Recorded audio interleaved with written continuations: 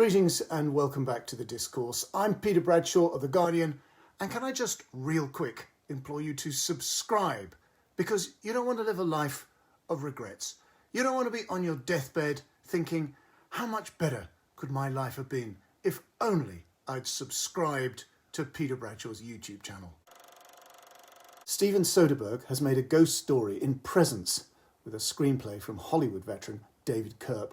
It's a film which sticks to a single location, the haunted family home, and whose main character is the handheld camera's ghostly point of view, the mute witness to everything that happens, roaming wordlessly around the house, up and down the stairs, in and out of the rooms, evidently forbidden to go out back into the garden or out front onto the porch. We see what it or he or she sees.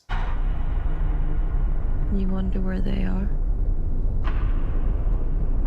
And you wonder what it would be like if you were there too.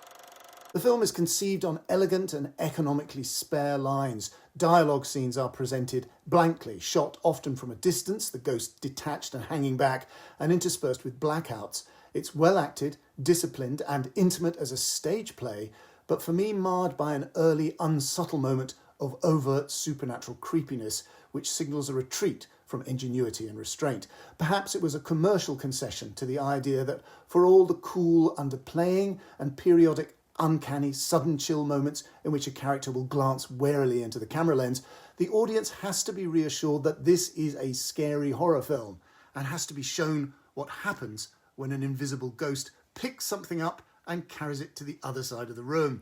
Surging strings later on the soundtrack further underline the scariness. The ghost can be read as a metaphorical expression of the family's own terrible unhappiness and dysfunction. The house is empty at the start as they all move in. Chris, played by Chris Sullivan, and Rebecca, played by Lucy Liu, and their teen children. Swim team champ Tyler, played by Eddie Maday, and younger, sensitive Chloe, played by Kalina Lang. Assertive Rebecca loves the house because it puts them in a school zone in which her beloved Tyler can bloom as a sports megastar. She neglects Chloe, who's depressed over certain tragedies which have befallen her friends. She, in fact, is Chris's favourite. The house could have been a little too expensive for them. Rebecca, who drinks too much, has maybe cut some financial and legal corners to get a loan or for some other reasons. We and the implacably judging ghost see her having secret, tense phone conversations and deleting emails. Then Chloe begins her fateful romance with Tyler's best friend Ryan, played by West Mulholland.